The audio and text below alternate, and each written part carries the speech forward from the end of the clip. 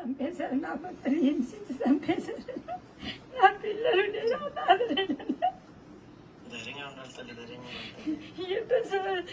నేను బతకలేను. ఎంత బతకాల? నా పిల్లలు నా భర్త ఆదరణ ఉండేది సార్. నాకు ఏం బతకాలన్నా నేను నువ్వే చేయాలన్నా. లాస్ట్కి ఏం చేయలేని పరిస్థితి. నేను మన్నే రాగాలని డిసైడ్ అయినా నాకు ఏం చేయలేదన్నా. నువ్వే కాపాడాలన్నా. మీ శరీరం కొని కాపాడాలన్నా. ఇదం రెడ్డమైంది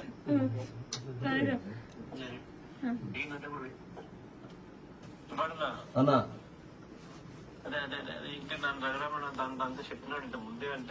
రఘురాముడి నిన్న బాగా యాక్టివ్ పార్ట్ తీసుకున్నారు. మన వాళ్ళు అందరూ వచ్చినారు. రవీంద్రనాథ్ రెడ్డి వచ్చినాడు, మన డిప్యూటీ సీఎం వచ్చినాడు, ఎక్స్ సురేష్ బాబు వచ్చినాడు, అందరూ వచ్చినారన్నా.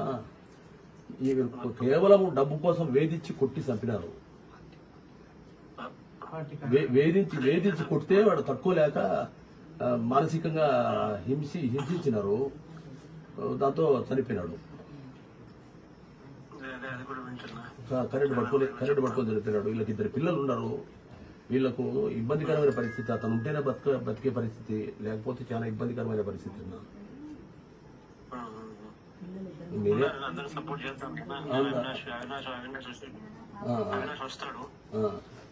అవినాష్ చెప్తాను వచ్చి అవినాష్ దగ్గర వచ్చి సాయం చేసి కూడా పోతాడు. రఘురామరెడ్డి ఇద్దరు కలిసి రఘురాముడే ఉన్నాడు.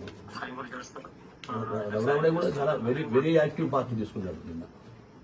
నేను కూడా నా ప్రోగ్రామ్ కాడ నెక్స్ట్ జిల్లాకు వచ్చినప్పుడు తప్పకుండా రండి. నేను కూడా ఇంటికాడికి వచ్చేట్టుగా పెడతాను. సరే అన్న. ఇదన్న వాళ్ళ తమ్ముడు మాట్లాడతాడు. ఒక్క నిమిషం అన్నా. సురేంద్రారెడ్డి అన్న. హలో అన్నా. ఏమంటే అదే మనం వైసీపీ అనే దురుద్దేశంతో ఏమైందంటే కేసు ఉద్దేశపూర్వకంగా యాక్షన్ 9 మంది మీద పెట్టి మళ్ళీ పంపించిన తర్వాత ఈయన సపరేట్ గా వైసీపీ కార్యకర్త కదా పక్క పిలిచి కొట్టారు సార్ దారుణంగా. వీళ్ళు రోడ్డు మీద యాక్చువల్ గా పిలిపించి నువ్వు డబుల్ డిమాండ్ చేశారు. డబుల్ డిమాండ్ నేను ఎందుకు తప్పు చేయలేదు కదా, నేను ఎందుకు కట్టాలన్నాడు. తర్వాత ఇంకోటి ప్రెజర్, ఇంకోటి ఏంటంటే మెయిన్ ఏంటంటే మన వైసీపీ అనే ముద్ర ఉంది కదా, ఆ ముద్ర తప్ప మనం చేసుకున్న నేరంలాగా భావించి దారుణంగా సార్. ఇప్పుడు రోడ్డు ఎందుకంటే నేను చిన్నప్పుడు 6 నెలల పిల్లప్పుడు మా అక్క సంవత్సరం మా నాన్న చిన్న గుండె పడుతూ చనిపోయాడు సార్. మా తాత వాళ్ళంతా సాగారు. సో ఏదన్నా పార్టీ తరఫు నుంచి పిల్లలకు ఆర్థికంగా మీరు ఎందుకంటే మీ తోబుట్టు అనుకోండి సార్, ఆర్థికంగా ఖచ్చితంగా మాకు సాయం చేయాలి సార్.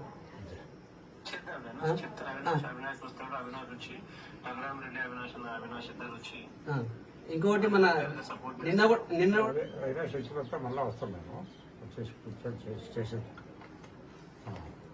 కూర్చొని చేసేటండి. కడపకు వచ్చి ఇంటికాడికి వచ్చి చేసుకుంటున్నాను.